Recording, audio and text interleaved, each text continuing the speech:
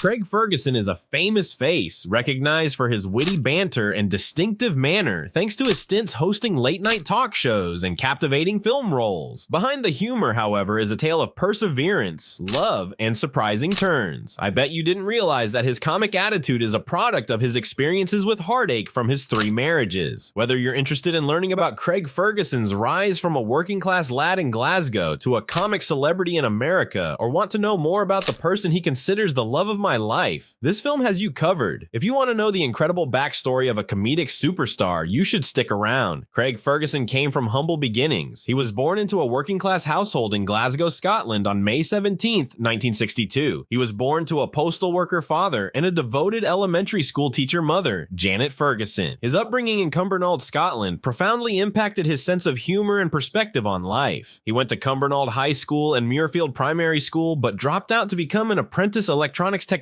at a nearby plant. Like Craig, Lynn Ferguson Tweddle, Craig's younger sister, had great aspirations and abilities. The voice of Mac in the stop-motion animated 2000 feature Chicken Run, and Lynn's tenure as a writer on Craig Ferguson's talk program, The Late Late Program, until 2011 are Lynn's most notable accomplishments as an actor, presenter, and comedian. In 1975, at 13, Craig made his first voyage to America. For years, the charm of America lingered in his thought. Sown by this journey, Craig uprooted his life in 1983 at 21 and headed for the Big Apple in search of better possibilities. Beginning with construction in Harlem, he toiled away to earn a livelihood. Because of this, he met individuals from many walks of life and got a feel for city living. Craig was a bouncer at the East Village bar Save the Robots in addition to his construction job. Craig, who would become famous for his humor and wit, was well suited to this peculiar profession, and his time in these roles gave him a wealth of material for his later comedic works. Craig initially tried to make it big in America, but he returned to the UK, where he continued his career in show business. Early career of Craig started playing drums for Glasgow punk bands when he was a teenager, which launched his career in the entertainment industry. His heart belonged to music, and he dove headfirst into the city's thriving punk scene. He started drumming for bands like The Night Creatures and Exposure, 2 punk bands. He was quickly recognized for drumming prowess and even briefly played with the post-punk band Anna Housen. One of Craig's first records as a musician was a song by Anna Housen that came out in 1981 on Human Records. Craig quickly became a member of the Bastards from Hell, another punk band. Although it was a punk band appropriate name, they ultimately changed their name to the Dream Boys. Peter Capaldi, who is most famous for his role as Doctor Who, was the band's primary vocalist, which is an interesting fact in and of itself. From 1980 until 1982, the Dream Boys were a frequent fixture at Glasgow's venues. At the time, Peter Capaldi pushed Craig to give stand-up comedy a go. Capaldi's impact on Craig's professional trajectory would be significant. Even though he was just 18 years old, Craig was already looking for fresh possibilities. He was a session musician who played with Nico of the Velvet Underground and continued to pursue drumming as a hobby. Craig filled in as Nico's drummer for a few Scottish tour dates. His first taste of performing for bigger crowds was an experience often recurring during his career. Scotsman Craig Ferguson's first foray into stand-up comedy was Bing Hitler, which launched his career in show business. It made him nervous, so he made up a comic persona and stole the name from his mate Peter Capaldi. His 1986 Edinburgh Festival Fringe performance as Bing Hitler catapulted him to stardom, building on the success of his first performance. However, the constraints of writing for a single persona had Craig contemplating ending the character's run. As his career in show business took off, Craig made guest appearances on shows, including Confidence in Red Dwarf and STV's Hogmanay shows. His appearance in the 1993 Christmas special of One Foot in the Grave was one for the record books. As his career took off, he was offered more and more possibilities, such as presenting Friday at the Dome, his program on BBC Scotland, and the Craig Ferguson Program, a one-time comedy pilot on Granada Television. Playing roles such as Brad Major in 1991's The Rocky Horror Show and Father Milan and Bad Boy Johnny in 1994's The Prophets of Doom, Craig was successful in both television and musical theater. 2017, he triumphantly returned to the Edinburgh Fringe as Oscar Madison in The Odd Couple. Craig returned to UK television in 2017 after a long stint working and living in the US. For the first time in 25 years, he appeared on UK television in 2017 with a guest spot on BBC Scotland's comedy comedy program Still Game. After seeing Craig perform at the Edinburgh Festival, Rick Siegel, who would eventually become Craig's agent, saw him perform and encouraged him to go to Los Angeles in November 1994. This was a watershed moment in Craig's career. Siegel encouraged Craig to seek greater prospects in the United States. In 1995, Craig made his American acting debut on the ABC comedy Maybe This Time, co-starring with Betty White and Marie Osmond as Baker Logan McDonough. In 1996, nevertheless, he landed the role of Mr. Nigel Wick, Drew Carey's flamboyant employer, on The Drew Carey Show, which was his major break in the American market. In addition to enhancing his comedic character, Mr. Wick's distinctive English dialect served as a kind of revenge against other English performers who had ruined Scottish accents. He was famous for his pranks and quick wit.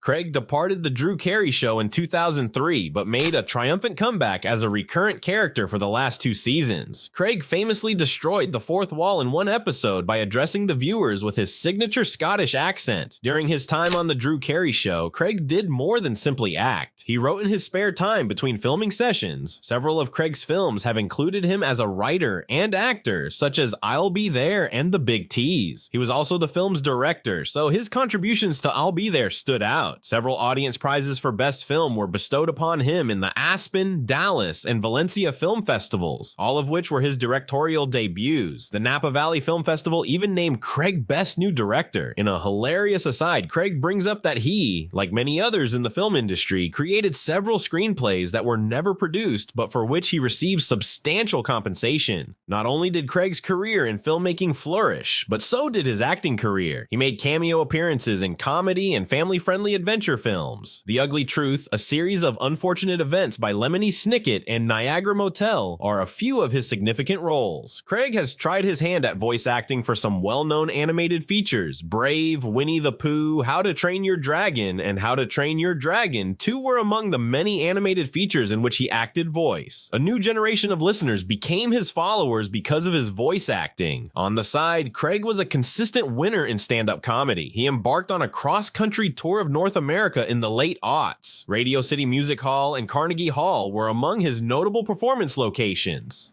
Did This Need to Be Said and A Wee Bit's a Revolution, both of which aired on Comedy Central in 2009, are 2 of his famous stand-up specials. January 2011 with the DVD releases following suit. The third stand-up unique to Craig, entitled I'm Here to Help, was released on Netflix in 2013. Reviewers were very positive, giving the special 4 stars on Netflix and helping it reach number 6 on Billboard's Top Comedy Albums list. An even more fantastic accolade for Craig came when the album was nominated for Best Comedy Album at the 2014 Grammys. People all across the globe were captivated by his quick mind, hilarious anecdotes, and distinctive storytelling style. Craig Ferguson will succeed Craig Kilborn as host of CBS's The Late Late Show in December 2004. The network announced with much fanfare. This was a tremendous chance for Ferguson, and on January 3rd, 2005, he hosted his first regular show. Differentiating oneself from other late-night chat programs was an initial goal of the show. It accomplished this by showcasing Ferguson's charisma and wit via its original, innovative approach. The Late Late Show with Craig Ferguson was unique among discussion programs because it did not have a human co-host. Ferguson, on the other hand, brought in a few eccentric friends. The show's favorite sidekick, Jeff Peterson, a remote-controlled robot skeleton, debuted in 2010. Jeff often engaged in humorous conversation with Ferguson, displaying his mischievous side. Additionally, there were 2 silent actors inside a pantomime horse costume. These out-of-the-ordinary touches gave the show an exciting, unexpected feel that distinguished it from other late-night programming. His monologues were a prominent part of Ferguson's presenting approach. Ferguson brought his monologues to life by standing within a few feet of the camera, striking a more personal and intimate pose than Johnny Carson's distant speaking style. He didn't seem to be performing for an audience in the studio, but rather engaging in a discussion with viewers at home.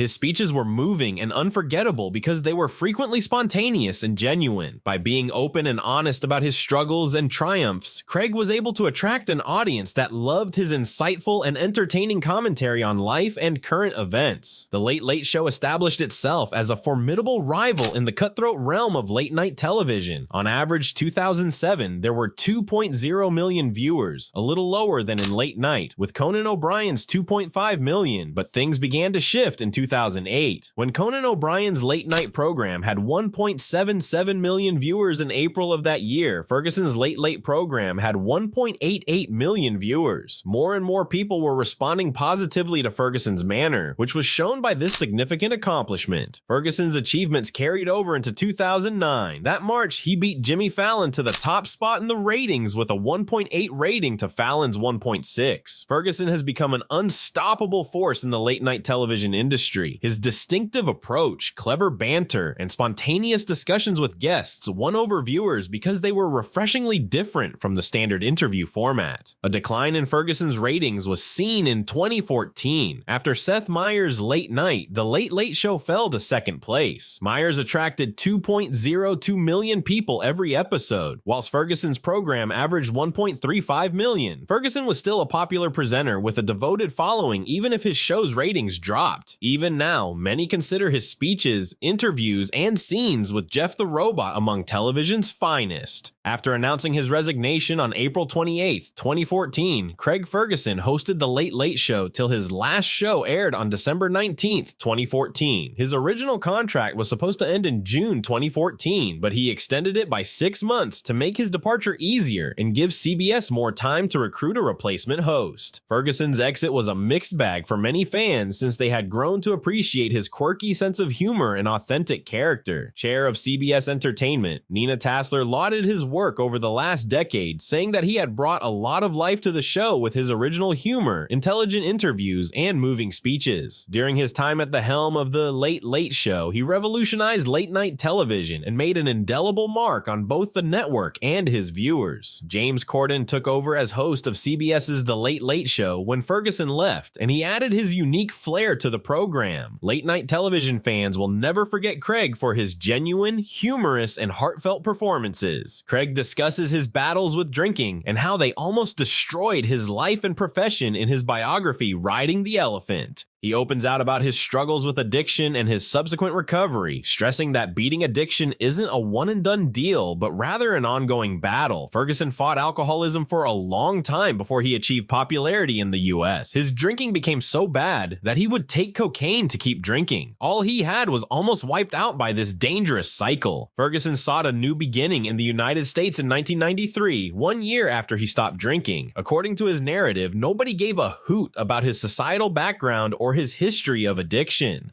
When Ferguson woke up in a storage room above a London bar covered in urine and vomit on Christmas morning in 1991, it was one of the lowest times in his fight with alcoholism. Depressed to the point of suicide, he leapt from the Tower Bridge into the Thames River. He became so drunk as he limped out of the bar that he failed to carry out his suicide attempt. When Ferguson finally snapped, he contacted a buddy who had also partied hard but sobered up. Alcoholism, he discovered, does not discriminate and may strike everyone. The pervasiveness of the alcohol problem is something else that Ferguson acknowledges. Whether it's a friend, relative, or colleague, he says that almost everyone has encountered someone with an addiction problem. Dealing with alcoholism, in his perspective, isn't about social standing or wealth, but rather about finding and supporting those who understand what he's going through. Ferguson had a profound epiphany when he saw that his drinking was just part of the issue. His thinking was also flawed. He still claims he would drink again if he could after being sober for almost 24 years. The key to being clean, in his opinion, is realizing that specific individuals, like himself, just can't manage booze. Ferguson acknowledges that his sobriety has been a journey, but he refuses to pretend that it has been smooth sailing. Sharing his experience to provide hope to those going through the same struggles, he is open and honest about the difficulties of living sober. Ferguson helps combat the shame associated with alcoholism and serves as an inspiration to others by being transparent about his struggles and eventual recovery. His autobiography is a sobering reminder that becoming well isn't a destination, but an ongoing journey that calls for perseverance, understanding, and understanding oneself.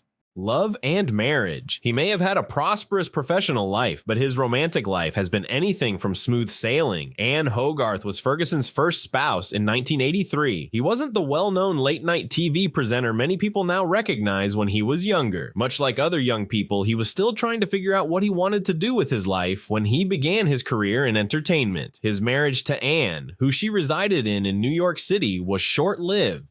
They divorced in 1986 after deciding to separate after 3 years of marriage. Anne Hogarth avoided the spotlight, therefore little is known about her. However, Ferguson had a hard time keeping a steady job and overcoming his addiction at this period. He writes about his wild, drug-fueled, late-night partying lifestyle in his book American on Purpose, which he wrote in the 1980s. He probably can't blame these things for his first marriage falling up. In 1998, Craig wed Sasha Corwin for a second time. Spy School is a one-of-a-kind gym in Los Angeles that Sasha helped build and operate. They provide exciting training sessions inspired by James Bond. Another significant figure in Craig's life was Sasha, an assertive and self-reliant lady. They were married for 10 years and had a son, Milo Hamish Ferguson, in 2001. The couple's dedication to co-parenting their kid persisted even after their 2004 divorce. They resided side by side in the Hollywood Hills for Milo's convenience. Now that he's an adult, Milo is following his dream of becoming an artist by enrolling at New York City's renowned School of Visual Arts. Although their love connection did not last, Craig and Sasha laid the groundwork for effective co-parenting and provided a nurturing home for their son. Helen Atkinson Wood was Craig's girlfriend for 5 years until he got sober in 1992. He attributes his life's turnaround to Helen's assistance. In his autobiography, he describes how she profoundly affected his life, assisting him in achieving personal and professional success. They broke up before he became clean, but it was evident that their connection helped him. Craig was going through a profound self-discovery and transformation, and Helen was integral to it. Craig Ferguson wed Megan Wallace Cunningham for his third marriage in 2008. Their small romantic wedding took place on the property of Megan's family in Chester, Vermont. Megan is a Vermont art dealer. Craig broke the news of the secret winter wedding on the Late Late Show in his trademark comedic style, although no one knew about it before then. Megan and Craig Ferguson are still very much in love and do a great job parenting their son Liam. Focusing on their family and career, they avoid the spotlight. Given his history of battles with substance abuse and mental illness, Craig often takes stock of his personal growth and marvels at how far he has gone. He ranks being a parent and becoming sober as two of his life's top priorities. This concludes our look at Craig Ferguson's remarkable life and career. Craig has had an exciting and busy life, from his humorous experiences on The Late Late Show to meeting the person he considers his love. We've learned that love takes various forms, laughed at his anecdotes, and been moved by his story. We look forward to seeing what the future brings for him as he keeps surprising and delighting audiences with his humor. If you like this video and want to see more like it, subscribe to our channel, enable notifications, and click the bell icon until we meet again.